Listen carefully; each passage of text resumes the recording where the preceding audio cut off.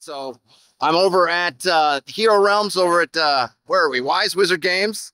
And you know what's your name? And you were the I'm Rob Dougherty. I'm one of the designers of Star Realms and Hero Realms, and I'm the CEO of PAX Unplugged Games. Look at that, all in one. Score.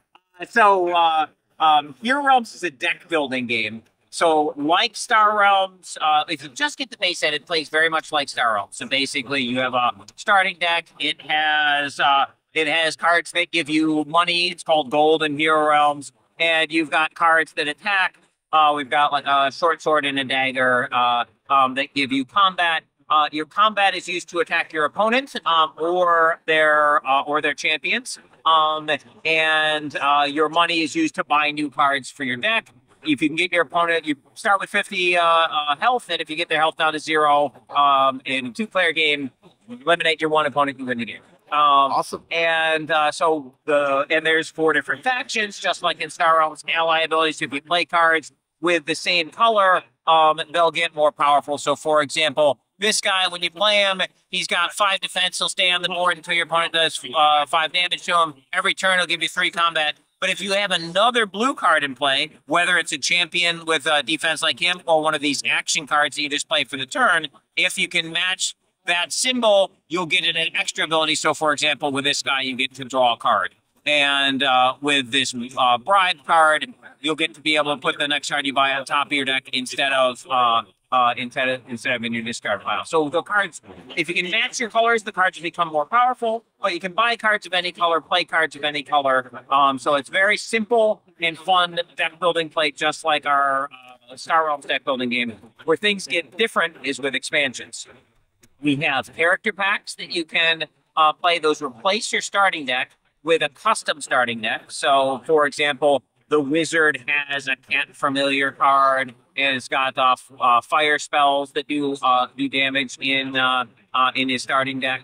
And you'll also have special ability cards that start in play and you can use throughout the course of the game. For example, the wizard can channel, where he pays 2 gold and loses a health to draw a card from his deck. I like that. And once per game, the wizard can do a fireball.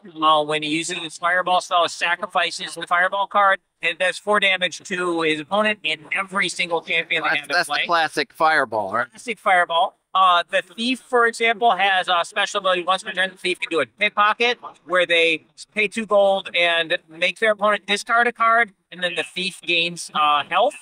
So basically, take something from it, you gain. And once per game, the thief can do a heist, where they can buy a card out of their opponent's discard pile as if it was in the market. Oh, that's pretty nasty. So yeah, and so basically different special abilities and super thematic. So you can do PvP play with these. You can play a fighter, a thief, a ranger, a wizard. All these different classes can play them against each other. So that's super fun.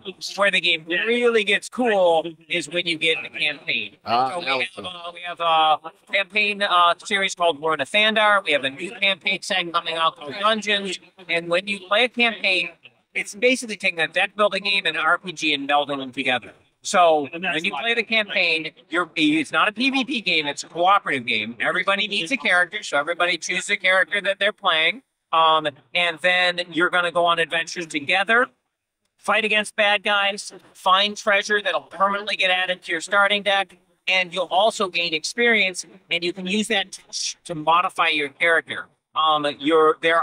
We have entire skill and ability trees designed for each of the characters. So the pickpocket card, the fireball card, the heist card that I talked about, there are improved versions of those that do different things. So, for example, the wizard can just basically up the heat on his fireball and do more damage. But there's also versions of fireball where it basically affects larger areas. So in the campaign, players each have an area where you're fighting monsters.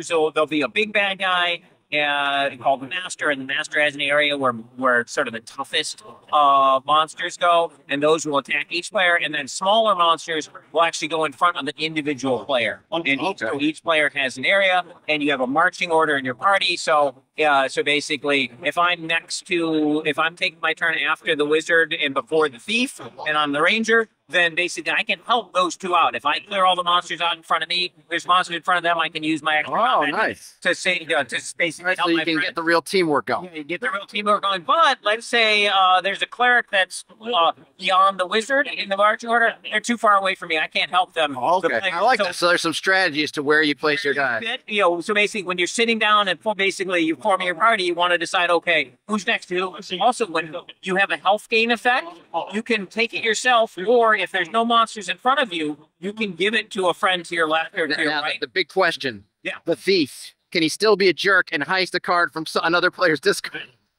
Oh, the thief does not friendly steal in the campaign mode, and like the stealing mechanic works a little bit differently in the campaign, etc. So basically, you can mess with what the bad guy. So you save that frustration when the thief player tries to gank. So yeah, it's only when you're fighting. If you decide you're going to fight against the thief, then you have to worry about it going. So what are the extra tools to manage that stuff? Because obviously we're adding a little bit of complexity. The campaign sets come up with a rule book and an adventure book. The adventure book is like a module in a role-playing game. It'll tell you the story. It'll tell you the setup for each game. How you set up. If you win, it'll tell you what rewards you get. And then the story continues.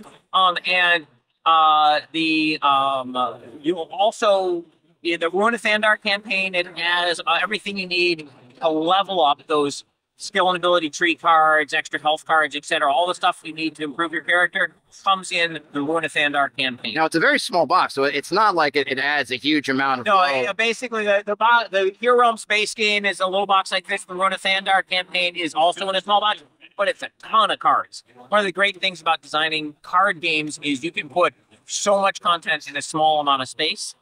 So there is well over 100 cards in the Ruin of Thandar set, and it's monsters you're fighting against. It's and there's also oversized, like the bad guys are on these big oversized cards for the masters, and then the villains are the regular minions. The bad guys are on regular size cards, and then and there's those rule books for the campaign too. Everything you need to play the campaign right now, what you need is the base game, a character pack for each player, and then the Ruin of Thandar campaign box. And then when you finish the Ruin of Thandar campaign box, the story continues in the Lost Village. I was going to ask about that. Does that pick up from the levels and everything that you have? Yeah, the story picks up, and your levels. So you can save your character from where it was at the end of Ruin of Thandar, and you can grab the Lost Village, play through that.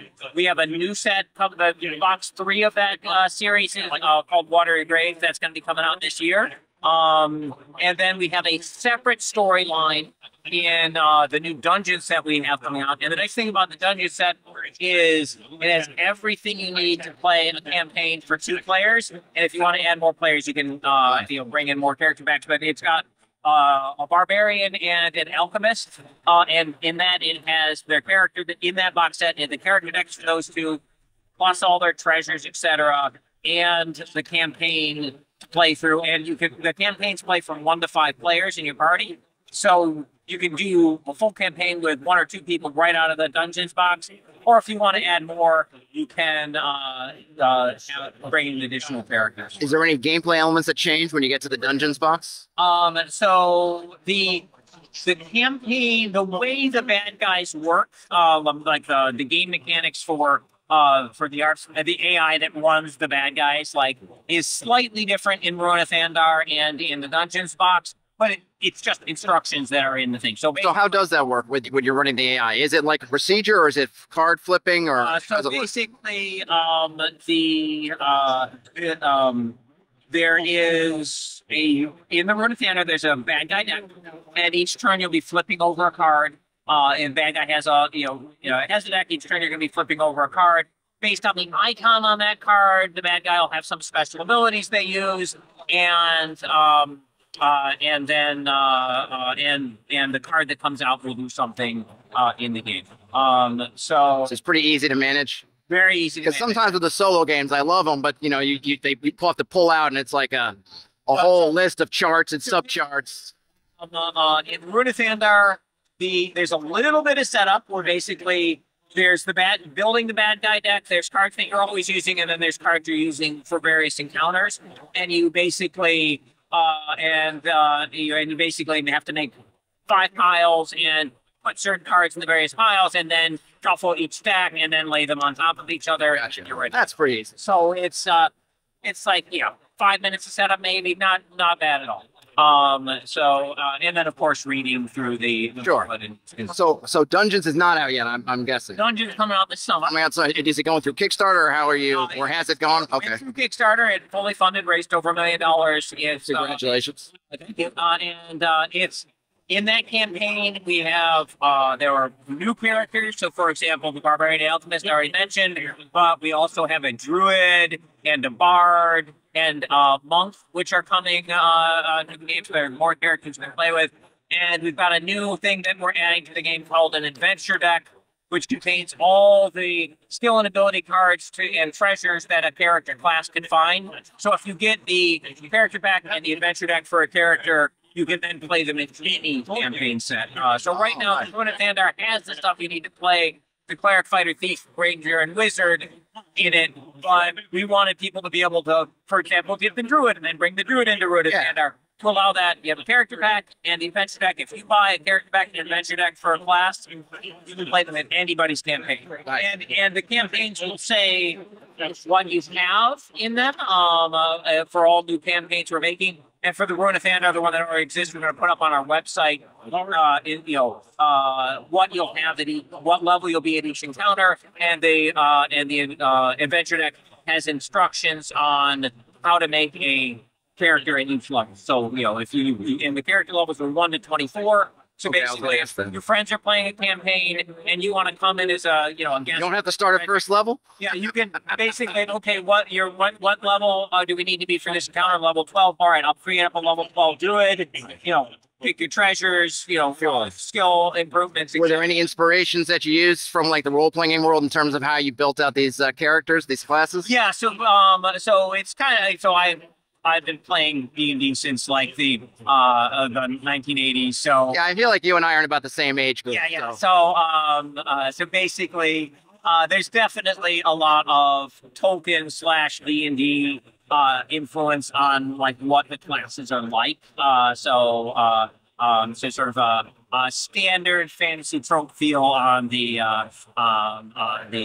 classes. But you don't have to save against the wizard casting fireball and incinerating his own party. I assume you left that on the cutting room. Yeah, so basically, it's simplified play. So yeah, so things like like that, and sort of a little bit abstract in that each player has an area. This monster in front of me. But there's no map and exactly where you are, etc. It's just sort of no, I like that. I mean, for the most part, a storytelling feel. Yeah, no, it's cool. So what's coming down the pike? Like, what ideas do you have, or obviously that you can share about where you're going with this? Yeah. So we've got a lot of stuff happening with Hero. So obviously we talked about that Dungeons where we've got new box set, new campaigns with storylines. We also have a digital app for Hero Realms. Oh. And in the digital app, we actually, if you can scan that QR code you're seeing right now, if during the show, during PAX, you can get the upgrade to the app for free. And so for both Star Realms and Hero Realms. And in the Hero Realms app, when you're playing, you create a character. And as you play, you'll gain experience, whether you win or lose. You can level up. You can play your character's PvP.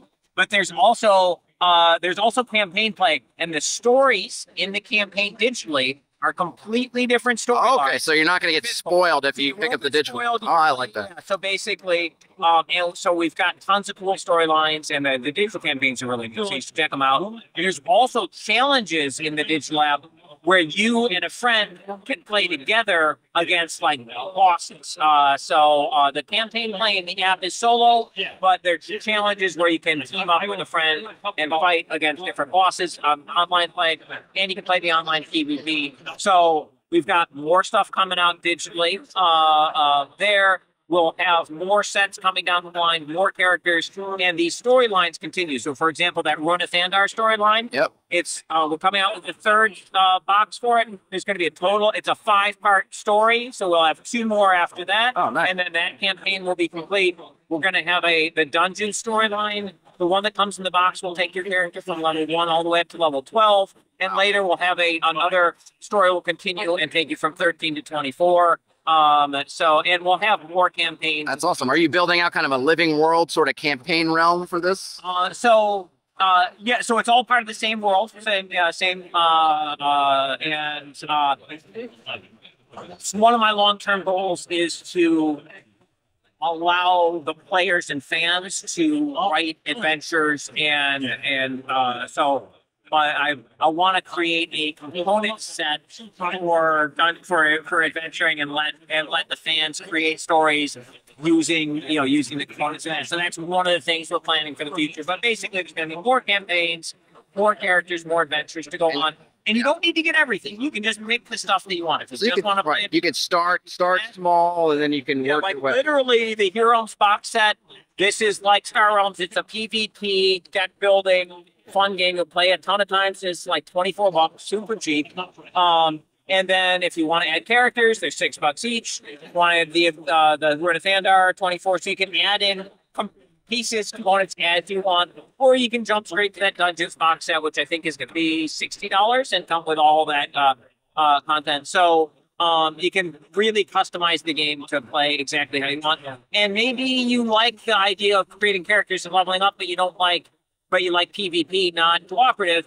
You can play level up characters again. Oh, okay. I was going to ask about that. So you could be like, so you can either do it as like a series where you're like, oh, let's play a game. Okay, let's play at first level. Okay, write down who won. Okay, let's play at second level, and you can play all the way through. All right, I like Or that. you can be like, hey, let's build 7th level characters and battle against each other, or 15th level characters, whatever you want to do. So Are some of these innovations going to make their way to Star Realms? Or are you going to we're doing different things in Star Realms. So basically, I wanted the 2 games. I wanted the starting points to be very similar, so that casual players. So Star Realms is very easy to learn.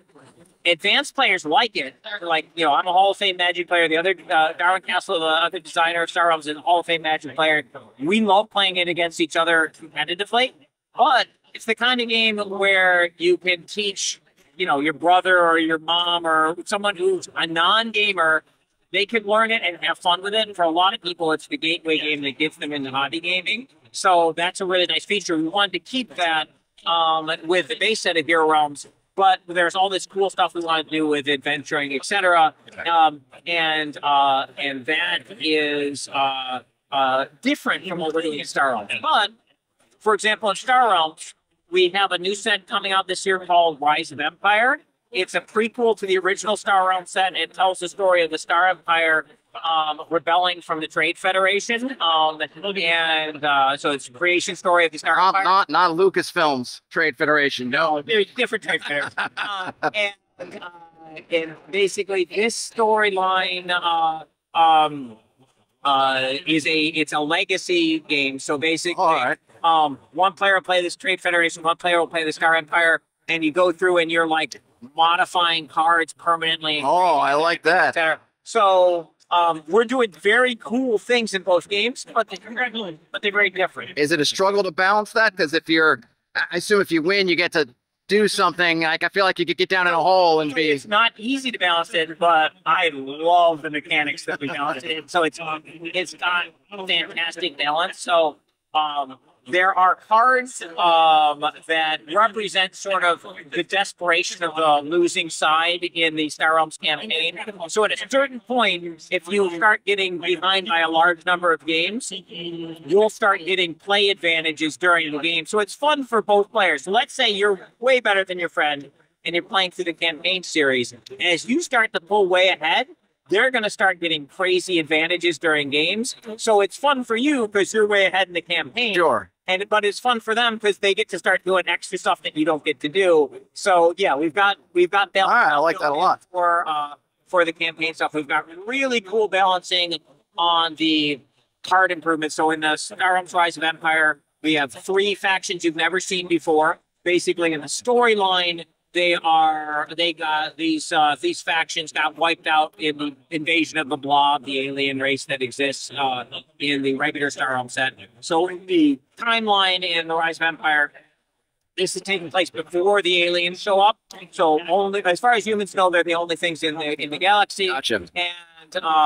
And there are three factions that are neighbors of the Star Empire: the Kingdom, the Consortium, and the Scavengers. The Kingdom is a militaristic monarchy, which is about as far away from Earth and the four worlds as the Star Empire is. The Consortium is closer to the Star Empire, so they have their worlds are a little more built up. They have a little more economy going, and the Scavengers are on the fringes of known space, wildcat colonies, pirates, etc. So